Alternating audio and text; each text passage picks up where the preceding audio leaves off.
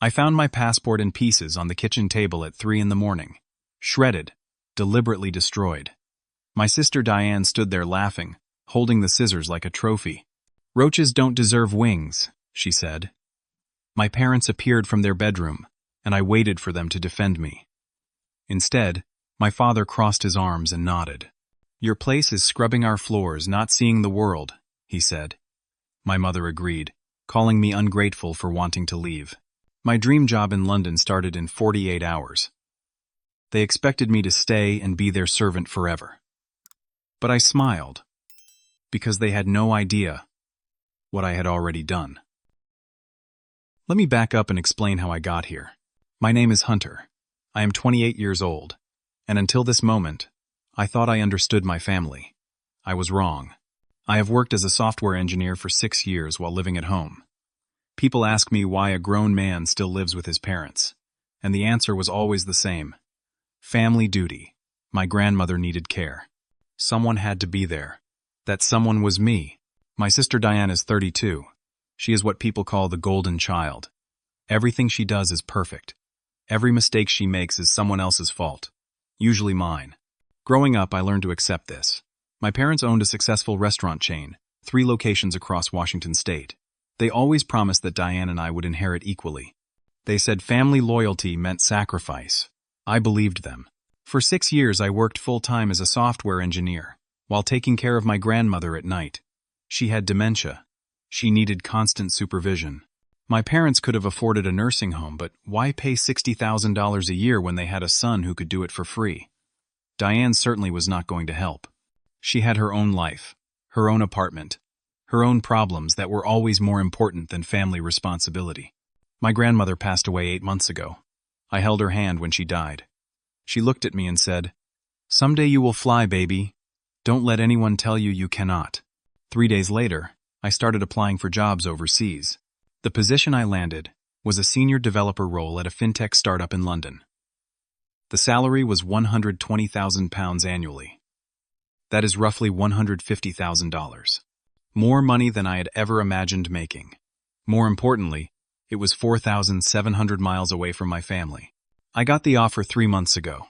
I did not tell anyone except my girlfriend Amanda. Amanda and I met 2 years ago at a tech conference in Portland. She lives in Seattle, works as a graphic designer, and she is the only person in my life who ever encouraged me to leave. When I told her about the London job, she did not congratulate me. She said, "Your family will sabotage you." I laughed. She did not. Amanda knows things about my family that I spent years pretending were not true. She knows that when I was accepted to Stanford 12 years ago, Diane destroyed my acceptance letter and told our parents it never arrived. By the time I found out, the enrollment deadline had passed. She knows that every time I have tried to move forward, something has mysteriously gone wrong. A job offer withdrawn. An apartment application denied. A car loan rejected despite perfect credit. Amanda said my family was doing it on purpose. I said she was paranoid. Then I started paying attention. 1 month ago, Amanda visited under the pretense of being a friend from work. My parents were polite but cold. Diane was openly hostile. After Amanda left, my mother said, "That girl is trying to take you away from us." I said Amanda was just a friend. My mother said, "We know what she is." That night, I gave Amanda everything important I owned. My original passport, my birth certificate, my social security card, savings bonds my grandmother left me, a small jewelry box containing my grandmother's wedding ring and a pair of pearl earrings she wanted me to give to my future wife. Amanda shipped everything to her apartment in Seattle. Then she forwarded the documents to my future address in London. I applied for an emergency passport replacement 2 weeks ago, claiming I lost my original. The new passport arrived at Amanda's apartment. She has been holding it for me. I purchased my plane ticket using Amanda's credit card to avoid my family tracking the charge. My flight was scheduled to leave from Seattle, not our local airport. The plan was simple. Drive to Seattle the night before my flight, stay with Amanda, fly to London the next evening. But I should have known better. I should have left sooner. When I walked into the kitchen at 3 in the morning and saw my passport in shreds, I understood that Amanda had been right all along. Diane stood there with the scissors, smiling.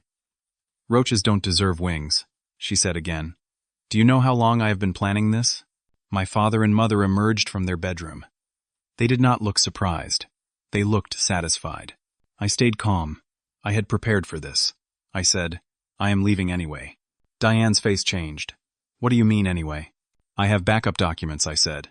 I have another passport. I have everything I need. I am getting on a plane in 18 hours, and there is nothing you can do to stop me. My father's face turned red. We own you, he said. You owe us. I owe you? I asked. Let me do some math. I took care of Grandma for 6 years. A live-in caregiver costs $60,000 per year. That is $360,000 in value. I worked at your restaurants for free every summer during college. 4 years. That labor was worth at least $40,000 annually. That is $160,000.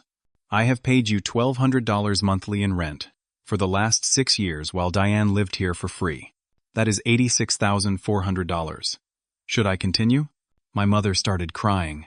After everything we have done for you, she sobbed.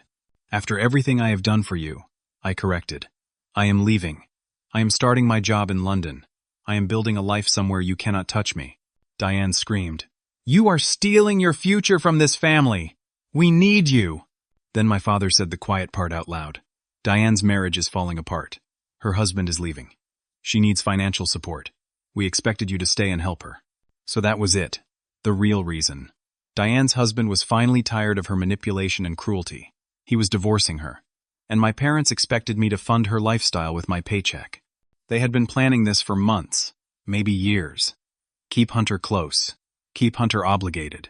Use his income to support their golden child. I said, then disown me. My father said, you walk out that door, you are not our son. I said, good. My mother clutched her chest. You are killing me, she said. I said, you are killing yourself. Diane threatened. I will make sure you never work anywhere. I know people. I will destroy your reputation. I turned to walk to my room to pack. That was when I noticed my laptop bag was gone. My external hard drives were missing from my desk. My work portfolio was not where I left it. I turned around. Where is my equipment? Diane smiled. Somewhere safe. My stomach dropped. My entire professional portfolio was on those drives. Code samples, reference projects. Everything I needed to prove my abilities to my new employer. Yes, I had cloud backups. But as I pulled out my phone to check, I realized my passwords were not working. Someone had accessed my accounts. GitHub repositories were deleted. LinkedIn profile was gone. Gmail was locked after too many failed login attempts. Diane had been planning this for weeks. She had my passwords. She must have been watching me type them, or maybe she installed keylogging software on my computer. Everything I needed to start my job was either destroyed or inaccessible. My new employer needed proof of my work within 36 hours, or the offer would be rescinded. Company policy. No exceptions. The only physical copies of my work existed on the drives Diane had taken. I looked at her. Where are they? She grabbed her purse.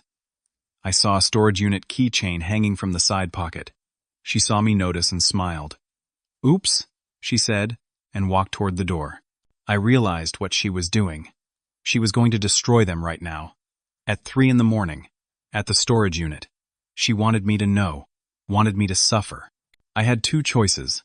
Chase Diane and try to save my work materials, or get to Seattle immediately to retrieve my passport from Amanda. I could not do both.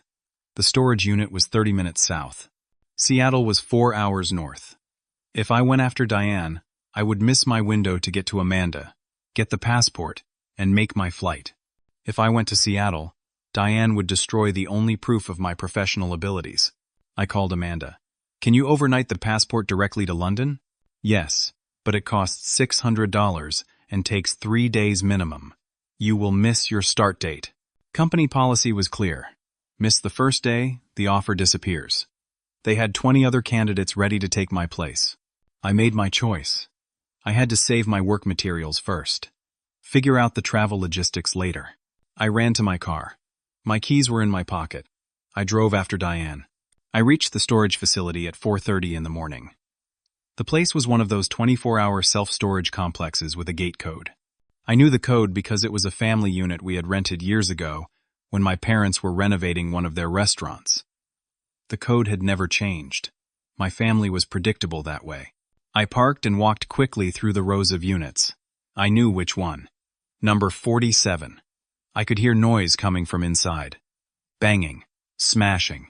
The unit door was open. Diane was inside with a hammer. 3 of my 5 external hard drives were already destroyed.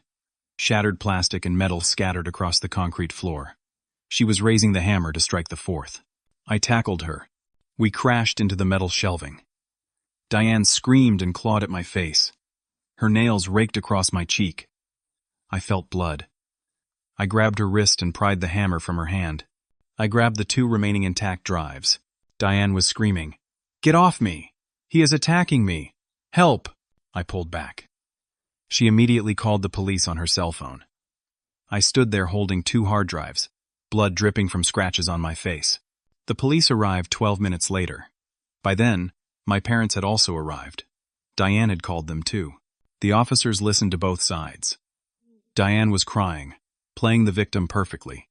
She said I attacked her. She said she was trying to protect family property.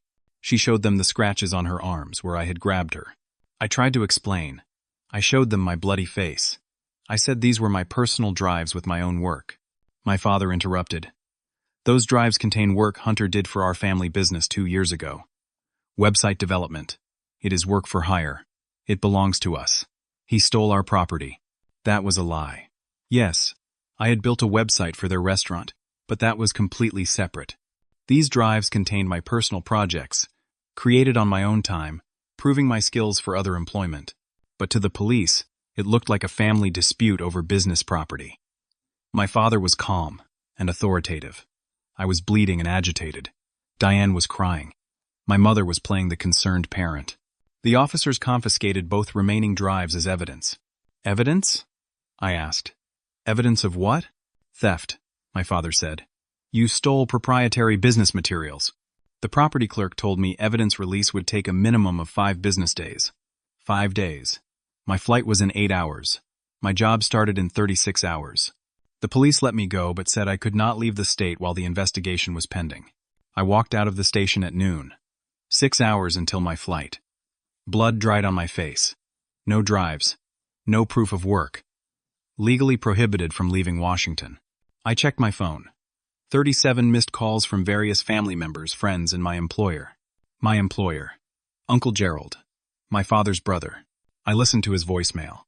"Hunter, I received some disturbing information about theft and instability. Effective immediately. Your employment is terminated. I cannot have someone with your issues representing my company. I will be providing an honest reference to anyone who asks." A black mark. My own uncle. I checked my bank account. Balance. $0.00. My parents had reported my debit card stolen. The bank froze everything pending investigation. My credit cards were maxed out. I checked the transactions. Diane. She was an authorized user from years ago when I had helped her build credit. She had charged thousands of dollars in the last 24 hours. I had $63 cash in my wallet. That was everything. I walked to my car in the police station parking lot. Turned the key. Nothing. The engine would not turn over. I popped the hood. Even I could see the problem. Sugar in the gas tank. My parents had a spare key to my car. I sat on the curb. No car. No money. No job. No drives. No proof. Flight in 6 hours from a city 4 hours away. I started walking toward my childhood friend Tom's house. He lived 2 miles from the police station. Tom and I had been friends since elementary school. He would help me. Tom's wife Sarah answered the door. She looked uncomfortable. Tom appeared behind her. "I need help," I said. "Can I borrow your car? I need to get to Seattle." Tom looked at Sarah. Sarah said, "I cannot believe you are still going through with trying to leave." "What do you mean still?" I asked. Sarah's face went pale. She had said too much.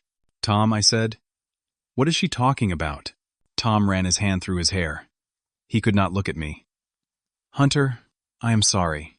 Your family came to me 2 months ago. 2 months. Right after they found out about London. They told me about your job," Tom continued. "They asked me to help keep you here. They said if I helped them, they would invest $50,000 in my business." "Your business," I repeated. Tom owned a small construction company. $50,000 would change everything for him. Who else? I asked. Tom listed 7 names. 7 people in my social circle, all recruited by my parents, all promised money or opportunities in exchange for sabotaging me. They had been feeding information to my family for months. That was how Diane knew about Amanda. That was how my parents knew everything. My entire life had been a performance for the last 3 months. Everyone I trusted was working against me. Except Amanda.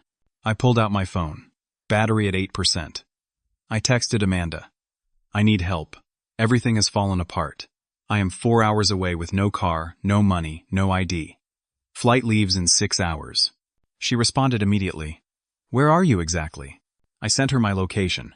She wrote, I am leaving work right now. I am coming to get you. Hold on. Tom said, Hunter, I am sorry. I really am. But they said you were sick. They said you needed help. They made it sound like they were protecting you. I walked away. I could not look at him. I sat on a bench outside a gas station. My phone buzzed. My father calling from an unknown number. I almost did not answer. But I did. His voice was cold. You think you are going to make it? I did not respond. He continued. I called your London employer 3 hours ago. I identified myself as a concerned family member. I warned them that you are facing theft charges, that you are unstable, that you have a history of erratic behavior. They are reviewing your offer. By the time you get to London, if you get there, you will have nothing waiting. He hung up. I sat there staring at my phone. Battery at 5%. Amanda was an hour away at best, assuming she left work immediately and hit no traffic. The Seattle airport was 90 minutes beyond that. My flight boarded in 5 hours. A truck pulled into the gas station. The driver, a man in his 50s with a weathered face, got out to pump gas. He saw me sitting there, bloody and defeated. You okay, son? Not really. Need a ride somewhere? I explained I needed to get to Seattle. He said he was driving a delivery up that way. Hop in. We drove for 2 hours. He was kind, asked questions. I gave vague answers. Then his phone rang. He answered on Bluetooth. I heard a voice I recognized. My father. The truck driver said, Yeah, I got him. He is right here. I realized what was happening. My father had posted a reward. $500 to anyone who could delay me. The truck driver pulled into a rest stop, said he needed to use the bathroom. I saw him texting as he walked away. I checked his phone quickly. Messages from my father. Instructions. Keep him there. We are sending someone. I grabbed my wallet from where the driver had taken it for safekeeping and ran. Behind the rest stop was a steep embankment into woods. I ran down, lost my footing, fell hard. My ankle twisted. Pain shot through my leg. I heard the truck driver shouting behind me. I limped through the woods until I found a service road. My ankle was swelling. Every step hurt. I was 40 miles from Seattle. 2 hours until my flight. My phone buzzed. 1% battery. Text from Amanda. I am almost to your location. Where are you? I sent her my approximate location using the last of my battery. The phone died. I sat on the side of the service road, ankle throbbing, and waited. Amanda found me 35 minutes later. She pulled up in her car, jumped out, and helped me inside. We have 1 hour and 15 minutes to get to my apartment. Get your passport and get you to the airport, she said. The flight boards in 1 hour and 45 minutes. Her apartment was 45 minutes away in good traffic. The airport was another 30 minutes from there. The timeline was impossible, but we had to try. We reached her building with 50 minutes until boarding. Amanda ran upstairs. I waited in the car, unable to walk well on my injured ankle. She came back down. Her face was white. Hunter, someone broke into my apartment. No, the passport is gone. I felt everything collapse inside me. Amanda pulled up security footage on her phone app. It showed Diane entering the building 3 hours earlier. Diane walked out carrying a small brown envelope. Diane had somehow found Amanda's address, probably through Tom or one of the other friends who betrayed me. She had flown to Seattle, broken in, and stolen my emergency passport. She left a note, Amanda said, showing me her phone. The note read, Roaches don't fly. We sat in Amanda's car outside her apartment. 35 minutes until my flight boarded.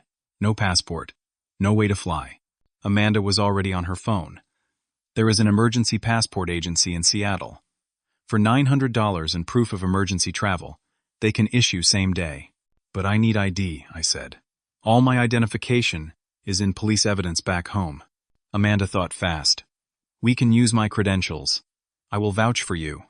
We have your employment offer letter. I will show them that. Will that work? It has to. We drove to the emergency passport office. 28 minutes until boarding. The office was across town. Traffic was terrible. Amanda drove aggressively, weaving between cars. We arrived with 18 minutes to spare. The passport office was nearly empty. Amanda explained the situation to the clerk, showed my employment offer letter from London, showed her own ID, explained I was a victim of family sabotage and theft. The clerk was sympathetic but thorough. This will take 75 minutes to process, she said. The flight board's in 15 minutes, I said.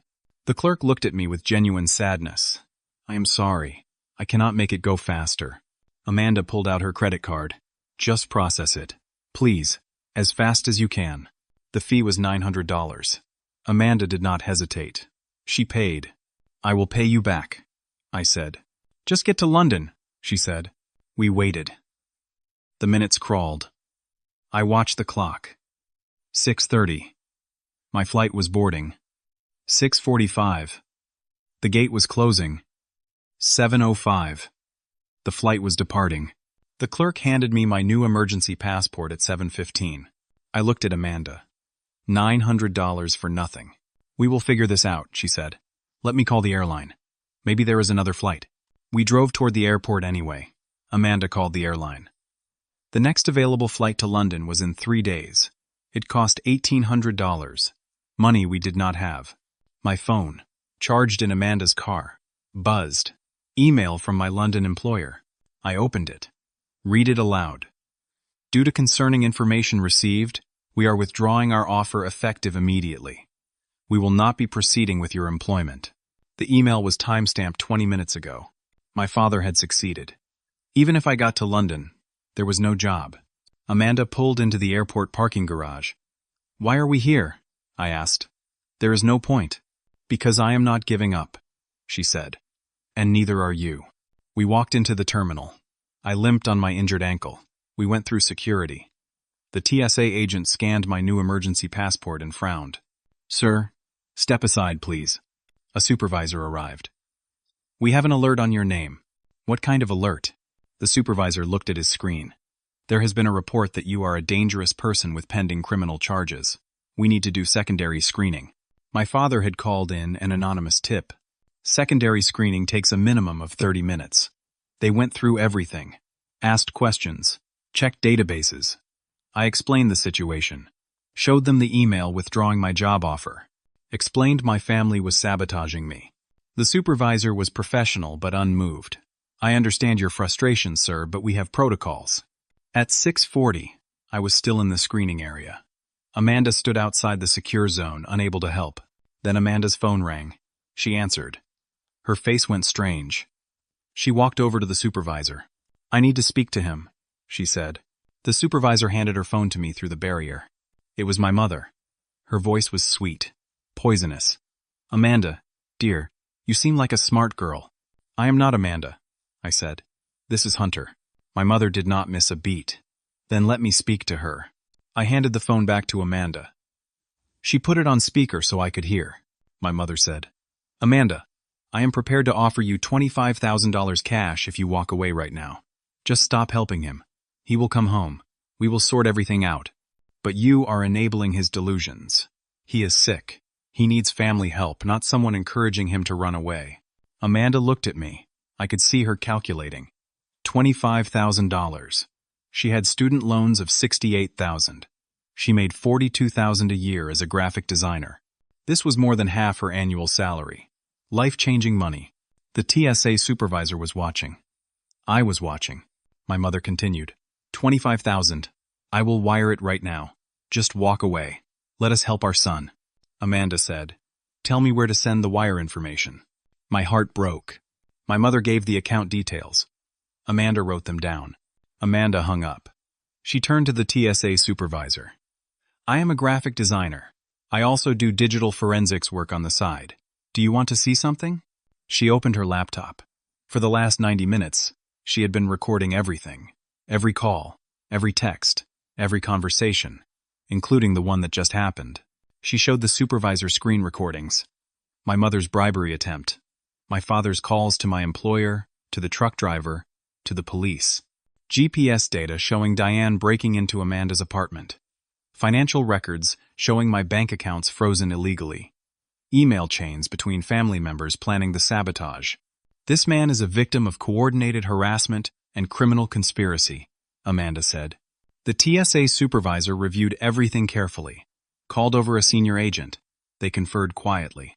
The senior agent said, "This is beyond our jurisdiction, but clearly this man has been falsely accused. He is free to go." It was 6:52. My flight had departed 7 minutes ago. But the senior agent was not finished. He made a phone call, spoke quietly. Then he turned to me. "Your flight has been held on the runway for a mechanical check. It has not taken off yet. If we can get you to the gate in the next 10 minutes, they might hold it." He radioed airport operations. Explained the situation. Operations contacted the airline. An escort met us at security. Amanda and I ran through the airport. My ankle screamed. I ignored it. We reached the gate at 7:03. The gate agent saw the TSA escort and understood. Last passenger. She scanned my boarding pass. I turned to Amanda. "Thank you." "Go," she said. "When?" I boarded at 7:05. The door closed behind me. The plane pushed back from the gate. I found my seat. Collapsed into it. Around me, passengers looked annoyed at the delay. They had no idea they had just witnessed a miracle. The plane taxied toward the runway. I pulled out my phone to turn it on airplane mode. One last message came through before I switched it off. It was sent to Amanda 30 minutes ago, from Diane. Amanda had forwarded it to me. The message said, "The London employer who withdrew the offer is not real. Check the email domain. It is londontechgroups.com. The real company is londontechgroup.com. No S. Your father created a fake rejection email. Your real job is still waiting, but you missed your start date. Company policy is no exceptions. If you are not there tomorrow morning, the offer disappears for real." My flight was 10 hours, then immigration processing, then travel into London. I would arrive tomorrow afternoon, British time. Too late, and I had no way to contact anyone. No working phone in London. No money. No way to tell my real employer why I was late, or that I was coming. The plane lifted off. I was flying toward a job that would not exist by the time I landed. The flight was 10 hours of agony. My ankle swelled until I could barely flex my foot. The scratches on my face throbbed. I could not sleep. Every time I closed my eyes, I saw Diane smile, heard my father's voice, felt the weight of everything I had lost. Around me, people slept, or watched movies, or read. They had normal lives, normal families. They were flying toward vacations, or business trips, or reunions. I was flying toward nothing. I tried to plan. When I landed, I would find a way to contact my employer. Explain everything. Beg for understanding. But I had no phone that worked internationally. No money for a UK phone. No computer. Nothing. The plane landed at Heathrow at 10 in the morning, London time. I had missed my start date by 4 hours. I shuffled off the plane with the other passengers, limping badly. Immigration was slow. Hundreds of people in line. Families. Business travelers. Students. Everyone had somewhere to be. Everyone had a plan. I reached the immigration desk at 11:30, handed over my emergency passport. The officer scanned it, frowned, typed something, looked at me. "Sir, I need you to step aside." Not again. The officer called a supervisor. They spoke quietly. The supervisor looked at me, gestured to a side room. Inside the room, another officer explained the problem. "Your passport has been reported stolen by your family 24 hours ago. We have an alert in the system." "It is not stolen," I said. "It is an emergency replacement. My original was destroyed." The officer nodded. "I understand, but we need to verify your identity before allowing entry." "How long does that take?" "Could be a few hours. Could be longer. We have contacted the American embassy. I cannot wait hours. I have a job starting today. I am already late. The officer was sympathetic but firm. I am sorry, sir. Procedure is procedure. I sat in the holding room. Noon passed. 1 o'clock. 2 o'clock. My job was gone. Everything I had fought for was evaporating while I sat in a white room with plastic chairs and fluorescent lights. At 2:30, the door opened. A woman in her 40s entered, carrying a tablet and a briefcase. She wore a crisp suit and had an air of quiet authority. Hunter? She asked. Yes. I am Catherine, HR Director for London Tech Group, your employer, or a potential employer, depending on how this goes. You came here? She sat down across from me. Your girlfriend Amanda has been calling our office nonstop for 12 hours. She explained your situation. She sent documentation. Quite a lot of documentation, actually. She is very thorough. I felt tears threatening. Amanda had not given up. Catherine continued. We also had another visitor yesterday. Someone claiming to be you. She showed me a photo on her tablet. My cousin Derek, Diane's younger brother, 30 years old. Failed out of 3 tech jobs in 2 years because he was incompetent and lazy. That is my cousin Derek, I said. He showed up at our office claiming to be Hunter. He had identification. He had a portfolio.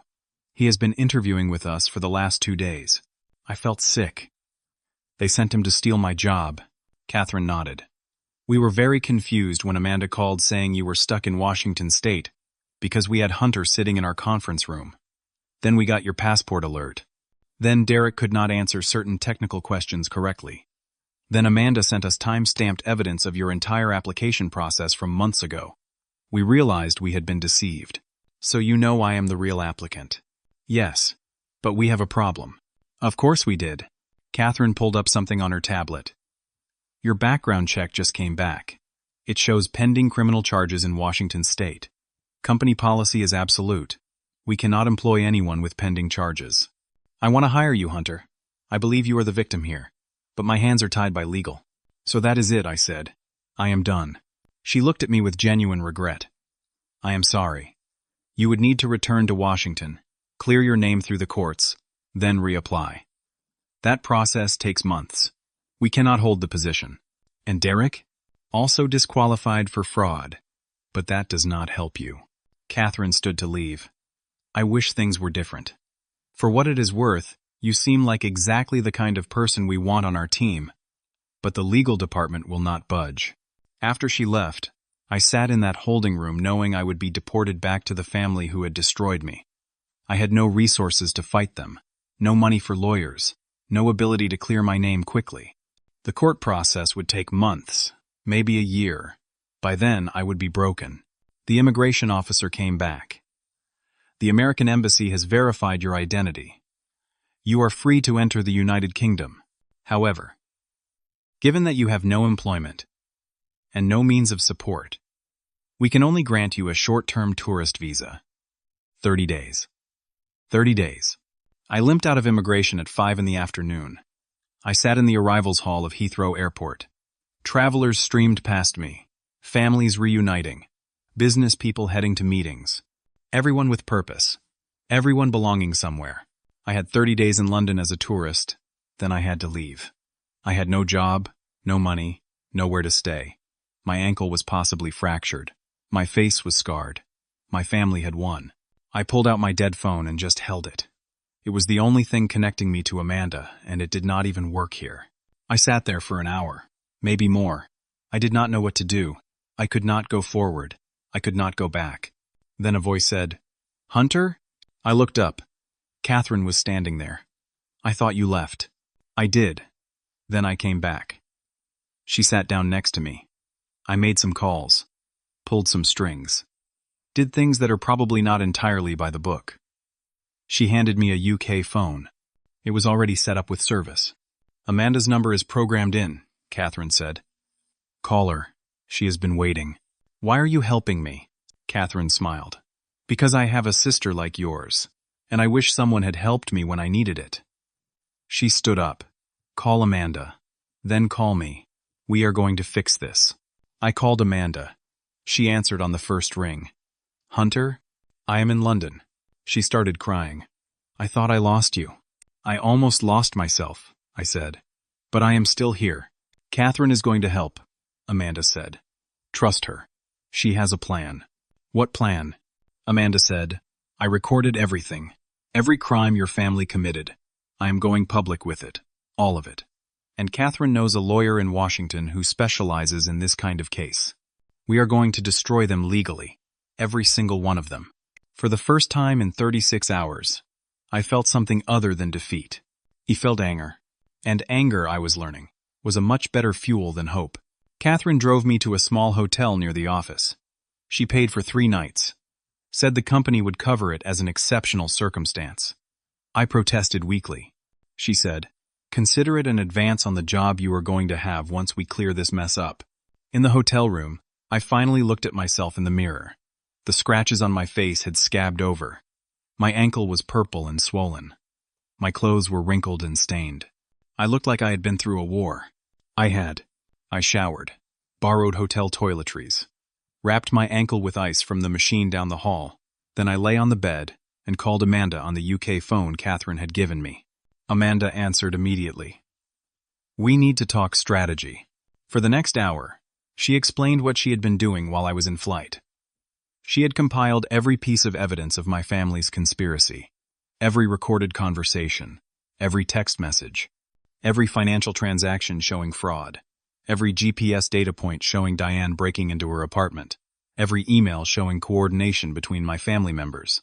She had sent copies to 3 places: a detective in Washington state who had seemed sympathetic during the storage unit incident, an employment lawyer who specialized in workplace sabotage, and the FBI field office that handled wire fraud and conspiracy cases. But that was not all. She had also done something more public. I posted everything online, Amanda said. Full documentation. I tagged local news outlets, the police department, and your parents' restaurant business accounts. You did what? Hunter, they committed crimes. Multiple felonies. They crossed state lines. They engaged in conspiracy, wire fraud, identity theft, bribery of law enforcement, and witness tampering. This is not a family dispute. This is organized criminal behavior. What if they sue me? Sue you? Let them. The truth is an absolute defense. And honestly, I want them to sue. Discovery in a civil case would expose even more. I felt strange hearing her talk like this. Amanda was usually gentle, soft-spoken, but she was furious now, calculated. She had been researching laws and procedures while I was in the air. She had become my advocate, my defender, my weapon. The story is already going viral locally, she said. Your parents' restaurant has lost 30% of its reservations in the last 12 hours. People are canceling, leaving bad reviews, demanding refunds. The local news picked it up this morning. The headline is, Restaurant chain owners accused of elaborate plot to trap son. I did not know what to say.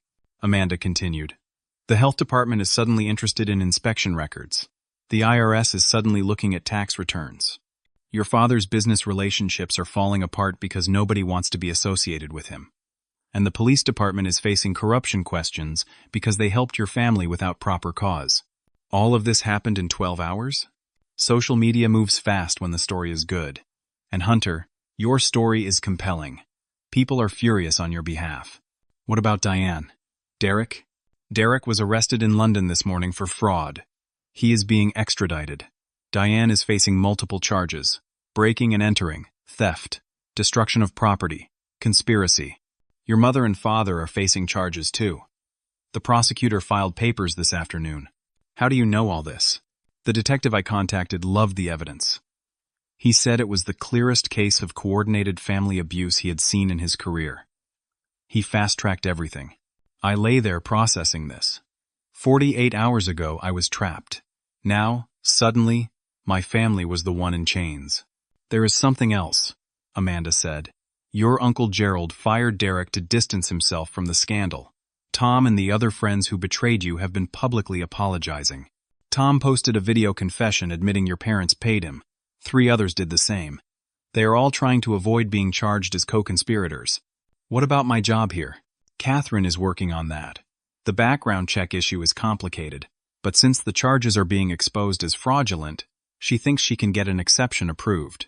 You just need to be patient. Patient. I had run out of patience somewhere around the time Diane shredded my passport. But then Amanda said, "Hunter, your family's business is collapsing. Their bank accounts are frozen pending the fraud investigation. Your mother is facing 2 years in prison. Your father is looking at 5 years.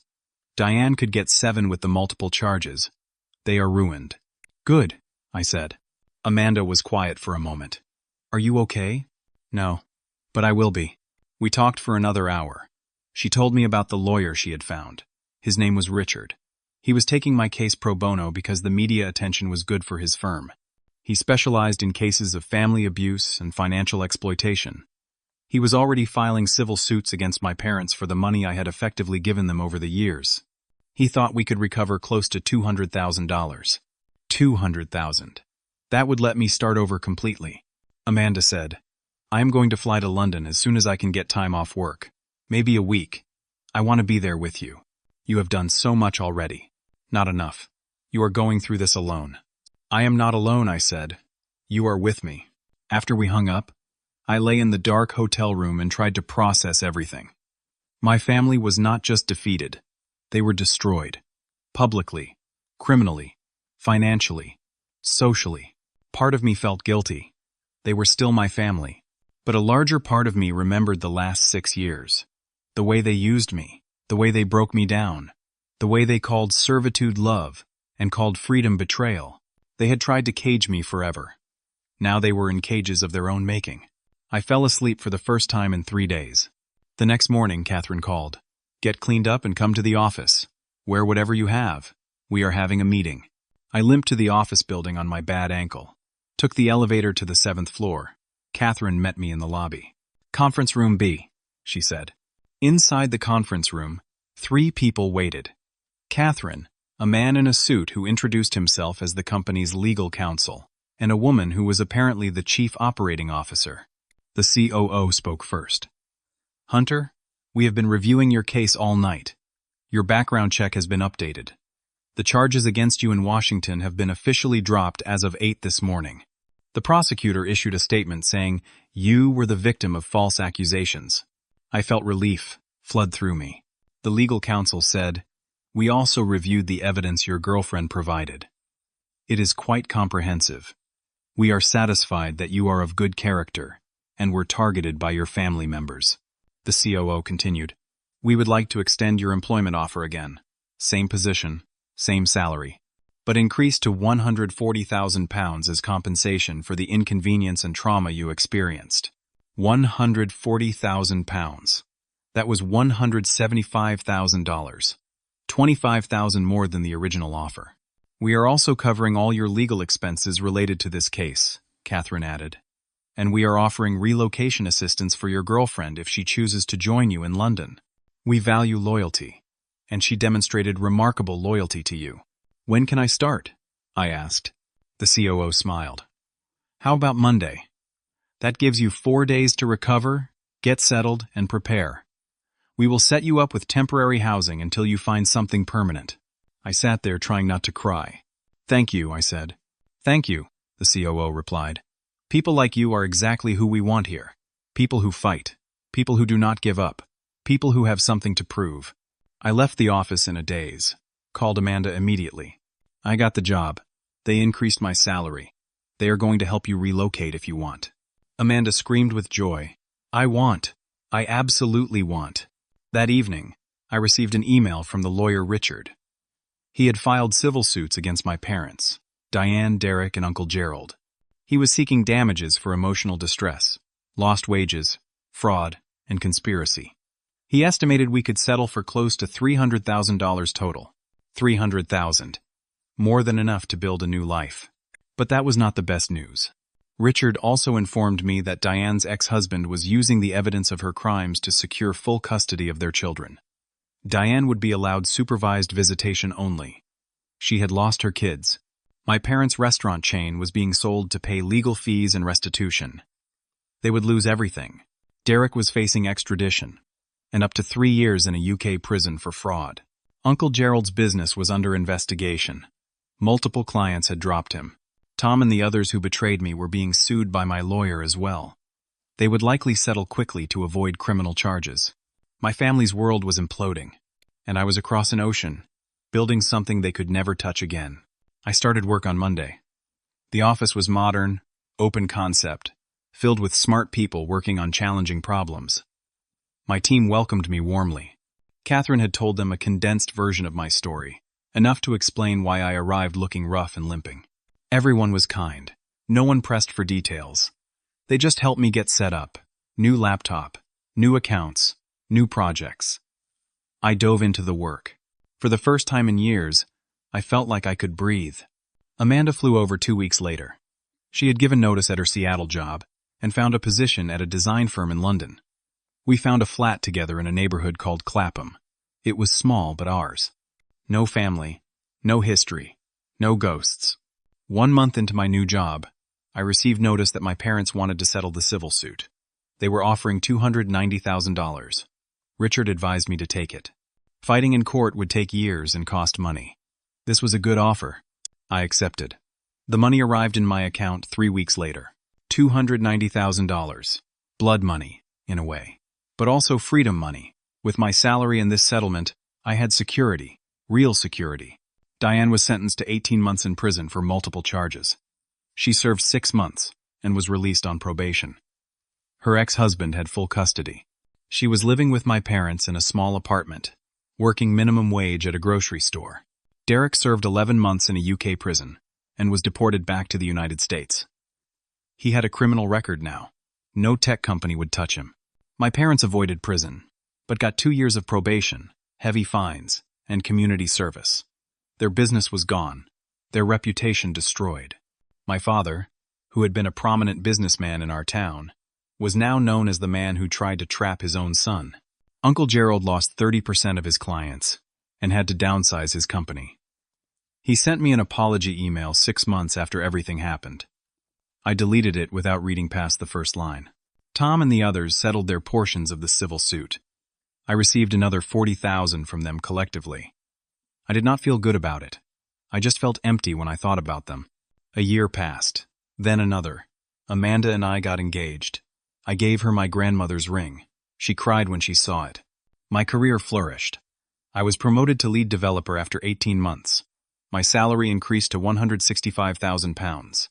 I was good at my job, better than good. I was free to be excellent without anyone holding me back. Amanda's career took off too.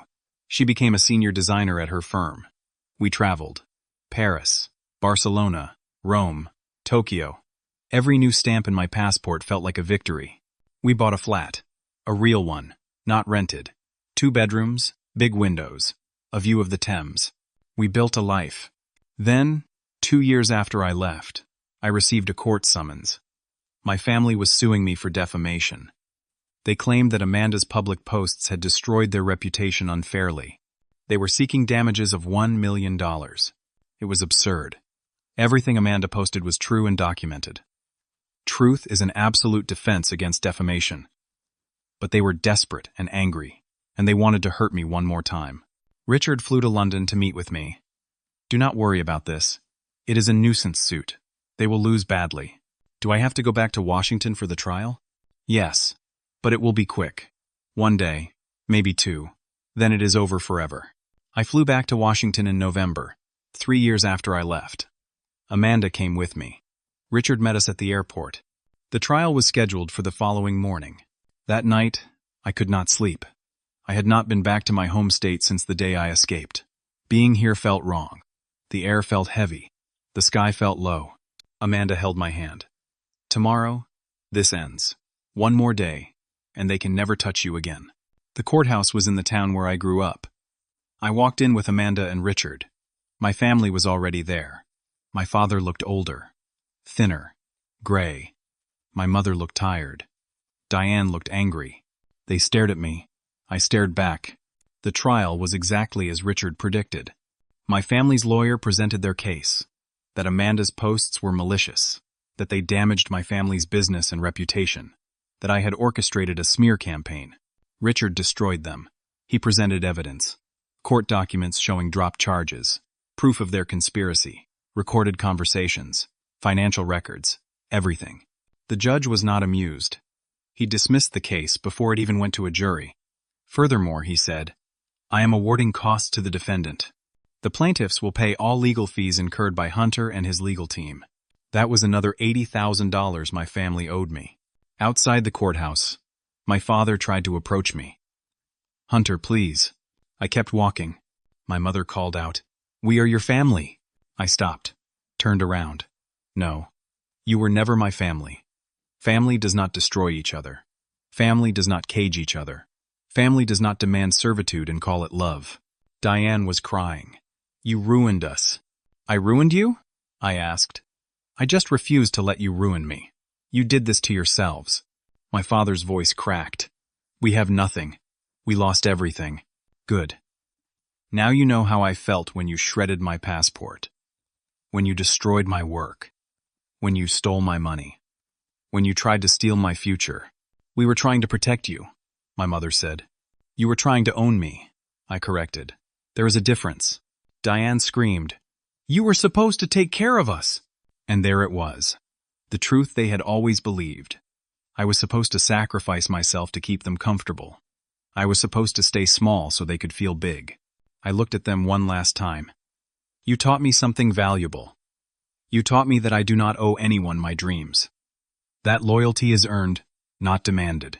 That sometimes the people who should love you most are the ones who hurt you worst. And that walking away from poison is not cruelty. It is survival. I turned and walked to the car. Amanda and Richard followed. We drove away. I never saw them again. 3 years have passed since that courthouse confrontation. I am 33 now. Amanda and I got married last spring in a small ceremony in London. 20 people attended. Real friends. People who celebrate our success instead of resenting it. My career has exceeded every expectation I ever had. I am now a director of engineering at London Tech Group. My salary is £210,000 annually. I manage a team of 12 developers. I travel internationally for conferences and client meetings. My passport has stamps from 32 countries. Amanda runs her own design studio. She employs 6 people. Her business is thriving. We work hard, travel often, and build the life we choose every single day. We never speak to my family. They tried to contact me several times over the years. Emails, letters, phone calls to my office that my assistant blocks. I have restraining orders in place. They are legally prohibited from approaching me or Amanda. I heard through distant relatives that my parents are still living in a small apartment. My father works as a manager at someone else's restaurant now. The humiliation of that must eat him alive. My mother works part-time at a department store. Diane lives with them, still on probation, still working minimum wage. Derek is out of prison. He cannot get work in tech. He delivers food for one of those app services. Uncle Gerald's business collapsed completely 2 years ago. He filed for bankruptcy. Tom sent me another apology last year. I did not respond. Some betrayals are permanent. I do not feel guilty anymore. I did for a while. I wondered if I was cruel, if I should have forgiven them, if family meant I owed them something. But then I remember what they did, what they tried to take from me, how they called me a roach, how they said I did not deserve wings. And I remember that I am not a roach.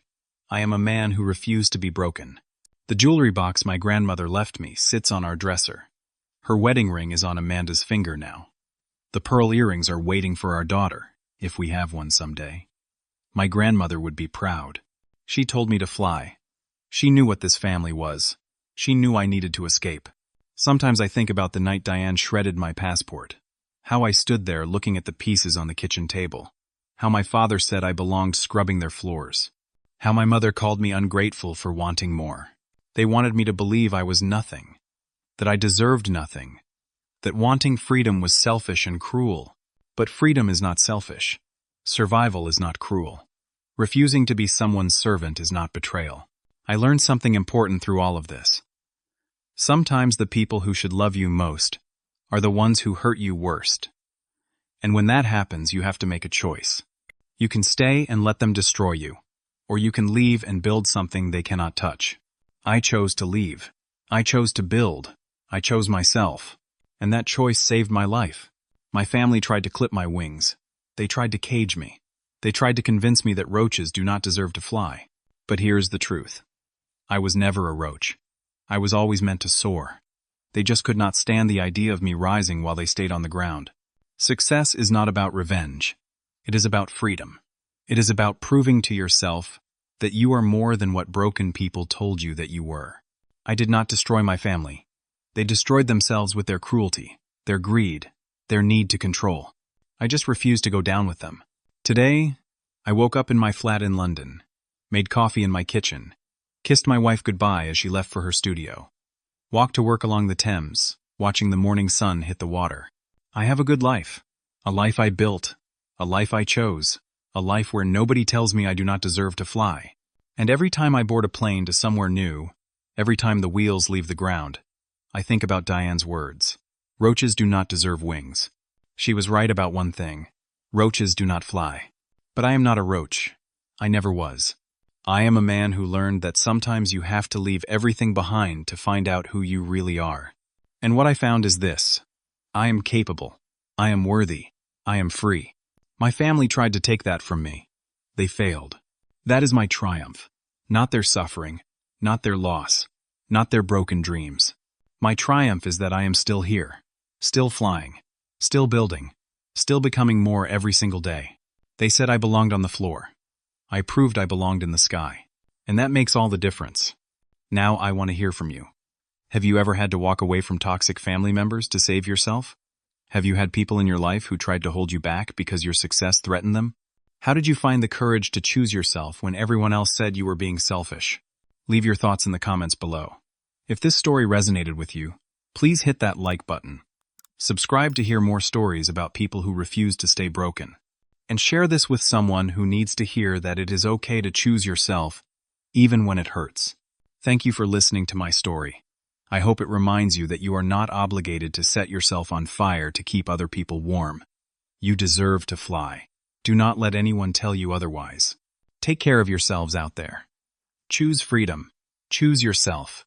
And never let anyone convince you that survival is cruelty. Until next time.